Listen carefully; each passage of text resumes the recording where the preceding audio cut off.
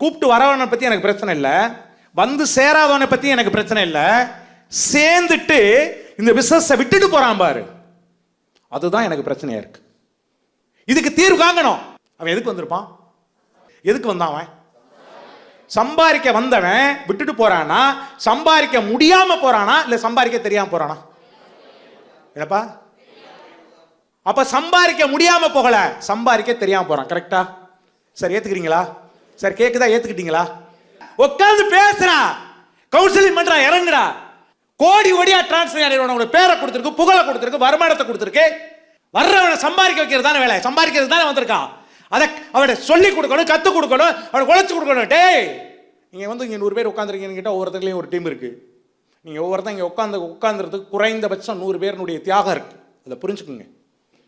உலகத்திலேயே துரோகம், நம்பிக்கை துரோகம். அவன் நம்மளுடைய லீடர் நம்மளை எப்படியா ஜெயிக்க வச்சுருவான்னு உட்கார வச்சிருக்கீங்க. தயவு செஞ்சு என்ன துரோகம் வேணாலும் பண்ணேன், கொலை கூட பண்ண தப்பு இல்லை, நம்பிக்கை துரோகம் மட்டும் செஞ்சிடாத. உன்னுடைய டீம் உன்னை நம்பி இருக்குது. அடுத்த ஆண்டு விழாவில் அடுத்த 6 மாசத்துல நீ எத்தனை பேர் இங்க வர்றாங்கிறது மேட்ரு இல்லை, உன் டீம் இங்க எத்தனை பேர் வருது அப்படிங்கிறது தான் மேட்ரு. டிரான்ஸ்நேஷனல் இந்த டாப் லீடர்ஸ்னுடைய வெற்றி இருக்குல்ல, இது அம்பானி அடைஞ்ச வெற்றியை விட பல மடங்கு